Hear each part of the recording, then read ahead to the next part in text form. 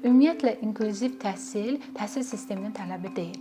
İnklüziv təhsilin tarixindən nəzər saldıqda biz görərik ki, bu hüququn tələbi ilə ortaya çıxmış bir anlayışdır. Və buna görə də təhsil sisteminin içində o uşaqların inkişafı, təhsildə davamiyyəti kiminsə mərhəmətinin ixtiyarına buraxılmamalıdır. O, onun hüququ olduğu üçün oradadır.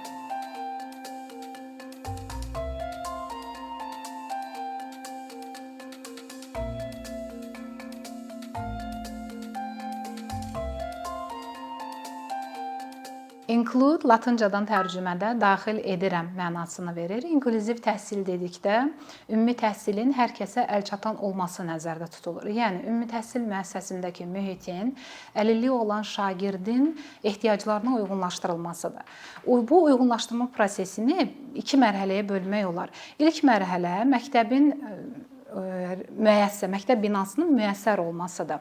Arabadan istifadə edən şagird varsa, məktəbin girişində rampanın quraşdırılmasıdır və yaxud da ki, bədən əl əzələlərində müəyyən məhdudiyyət varsa, qapı cəftələrinə diqqət edilməsidir, yumru cəftələr varsa, bunun daha uyğun cəftəyə dəyişdirilməsi kimi xırda detallara qədər fikir verilməsi. Ümumiyyətlə, bu ümumilikdə məktəbin reformasiyasıdır bu proses. İkinci çətin proses isə əlilliyi olan şagirdlə münasibətin, doğru münasibətin qurulması, doğru yanaşmanın tapılması və bunun tətbiq olunmasıdır. Və çətinlik burada başlayır. Bağçaya, məktəbə müraciət edən əlilliyi olan şagird barədə sağalma, düzəlmə kimi gözləntilər kənara qoyulmalıdır. Pedaqoqun əlilliyi olan şagirdlə münasibətin təməlində məhdudiyyətlərlə yaşamağı öyrətmək fikri durmalıdır. Azərbaycanda inklüziv mühit dedikdə ilk ağla gələn mərhəmətdir. Bu çox yaxşıdır. Amma mərhəmətlə davam etmək, sadəcə mərhəmətlə davam etmək problem yaradır. Tək-tərəfli empatiyanın, sadəcə mərhəmətin üzərində qurulmuş inklüziv təhsil mühitindəki empatiyada mərhəmət də həlledici rola malik olmur. Davamiyyəti olmur. Davamiyyəti qorunmağa çalışılsa belə o mühitdə səmimiyyət olmur. İnklüziv təhsil mühiti sənin də başına gələr mərhəmət et manipulyasiyası ilə idarə olunmamalıdır. Bizim başımıza gələrsə, necə yaşamağı öyrənək fikri ilə uşaqlar təşviq olunmalıdır inklüziv mühitin qurulmasına. Və iki yanaşma arasında çox böyük fərq var. Real nümunə üzərindən aydınlaşdıracağım bunu. Yerimə məhdudiyyəti olmayan, ancaq ağır orta əzələ boşluğu səbəbilə aktiv hərəkət məhdudiyyəti olan bir şagird var və bu şagirdin müəllimi onun sinifində bütün şagirdləri səfərbər eləyir ki, o uşağa kömək etmək lazımdır. İlk baxışdan çox yaxşıdır, çünki müəllim həqiqətən istəyir ki, ona kömək eləsin. Bunun altında heç bir mənfi bir şey yoxdur və uşaqlarda da mərhəmət hissini oyadıb, o uşağa kömək elətdirməyə çalışır. Və uşağın bütün özünün ləngi də olsa görə biləcəyi işləri digər şagirdlər öz aralarında növbə ilə görürlər. Artıq müəllimin deməyə ehtiyacı yoxdur. Çünki uşaqların özündə də bu mərhəmət anlayışı var, mərhəmət hissi var və yanaşma mərhəmət üzərinə qurulur. İlk baxışda çox gözəldir. İndi məsələnin gəlin görünməyən tərəfinə baxaq. Həmin aktiv hərəkət məhdudiyyəti olan şagirdin, valideynlərinin birinin aylıq gəliri o uşağın müalicəvi idman terapiyasına xərclənir. Və müalicəvi idman mütəxəssisi ailəni təlimatlandırıb ki, uşağın özünə xidmət prosesində hər bir işi uşaq özü görməlidir ki, seanslar zamanı uşağın elədiyi hərəkətlər onun aktivləşməsinə yarı təsir göstərir. Uşaq bütün günə hərəkətdə olması üçün həm özünə xidmət fəaliyyətini özü eləsin, həyata keçirsin, həm də mümkünsə uşağın gücü çata biləcəyi, ləng də olsa eləyə biləcəyi ev işlərini də bəzilərini ona buyurun ki, uşaq hərəkətdən qalmasın. İndi biz baxaq məsələyə. Uşağa əslində lazım olan nə idi, amma sinifdə tətbiq olunan nə idi? Və o uşağın sinif yoldaşları, digər şagirdlər ömür boyu elə biləcəklər ki, sinif yoldaşlarına həqiqətən kömək eləmiş oldular. Amma bu kömək həqiqi kömək idimi? Onun üçün lazım olan kömək idimi? Doğru, bu mərhəmət üzərində qurulmuş yanaşmadır. Amma uşağa bayaq qeyd elədiyim kimi bizim başımıza gələrsə necə necə yaşamağı öyrənək yanaşması isə nədir? O uşağın yaşadığı problemlər, o uşağın ümumiyyətlə həqiqətən prosesə ümumiləşdirilmiş formada yox, fərdi olaraq yanaşaraq öyrənib, müzakirə eləyib və doğru davranışları təyin edib elə davranmaq. Məsələn, o uşağın doğru yanaşma nə olardı? O uşağa lazım olan kömək nədir? Bir fənnin kabinetindən digər fənnin kabinetinə gedərkən hərəkət məhdudiyyəti olduğu üçün və müvazinət problemi olduğu üçün o uşağı itələşmə olan yerdən biraz uzaq tutmaq, pilləkənlə düşərkən yanında kiminsə düşməsi yetərli olardı. Çantasının yığılması, paltosunun asılması, paltosunun geyindirilərək yola salınması və s. bu kimi şeyləri ləng də olsa uşaq özü eləməlidir. Məsələn, sinifdən çıxarkən, məktəbdən yola salınarkən əgər uşaq çox gecikərsə, sonuncu dərsdə müəllim 5 dəqiqə əvvəl həmin uşağa icazə verə bilər ki, sən yavaş-yavaş artıq hazırlaş. Ki, sinifdən çıxanda bütün uşaqlarla eyni vaxtda düşsün. Sadəcə bu uşağa lazım olan bu idi. Yəni, onun işinin bütün uşaqlar arasında bölüşdürülməsi tamamilə yanlışdır. Nə o uşağa faydası var, nə bu uşaqlara faydası var. Bu yanaşma tətbiq olunduqda sinifdə digər şagirdlərin valideynləri də narazılıq eləyirlər. Orada narazılıq əlilliyi olan şagirdin sinifdə olması deyil. Burada yüklənmə varmı deyə bir şübhəyə düşürlər digər şagirdlərin valideynləri.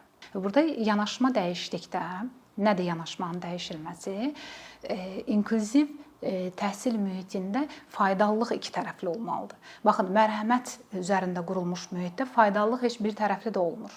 Bayaq qeyd elədiyim nümunədə. Heç bir tərəfli də faydalılıq yoxdur. Amma iki tərəfli faydalılıq belə qurula bilər. Uşağın vəziyyəti ilə bağlı müzakirə olunmalıdır sinifdə. Uşağa nələrin lazım olub olmaması, nəyin kömək olmadığı barədə müzakirənin aparılması və digər şagirdlərin ona sərf elədiyi vaxt və enerjinin minimuma endirilməsi ki, təhsilinə mane olmasın. Gəlin faydalılıq hissəsinə gələk. Azyaşlılarla nağıl terapiyası aparılanda suallar verilir ki, filan obrazın yerində olsaydım nə edərdim?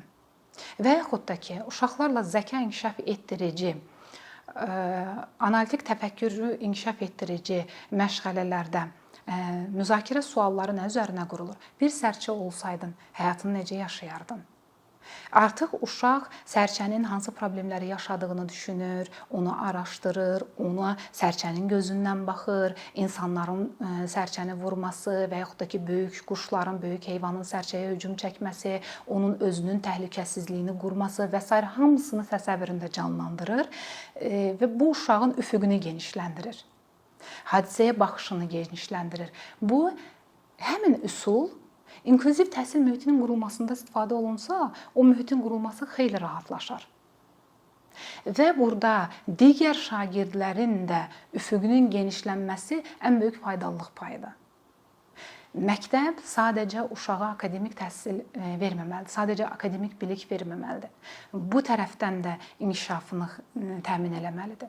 Və sinifdə əlilliyi olan şagirdin təhsil alması çox böyük bir fürsətə çevrilir.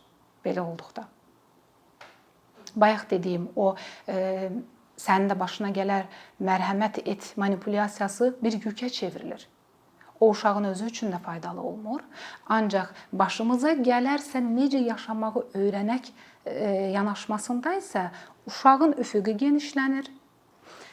Mühakimə qabiliyyəti, daha əhatəli mühakimə qabiliyyəti genişlənir, müzakirə qabiliyyəti genişlənir.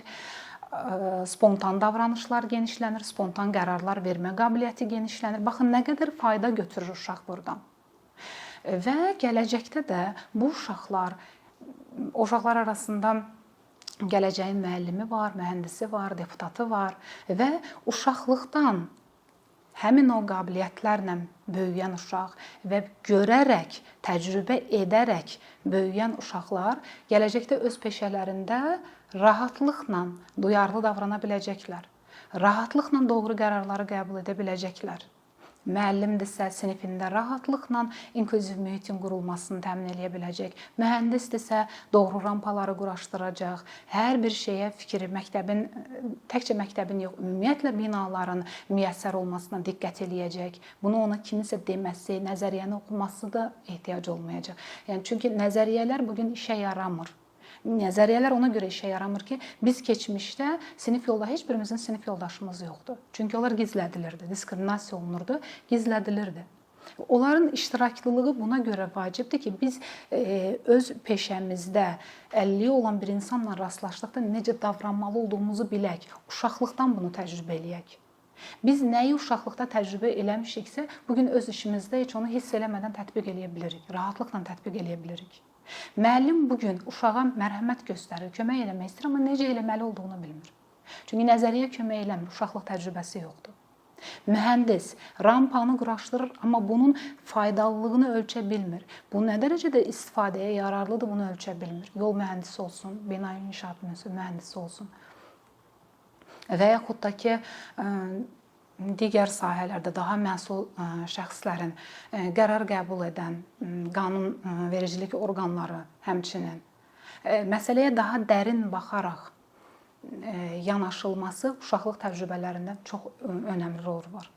İnklüziv təhsil sisteminin tələbi ilə ortaya çıxmış bir anlayış deyil. İnklüziv təhsilin tarixinə nəzər salsaq biz görərik ki, bu hüququn tələbidir. Və buna görə də təhsil sisteminin içində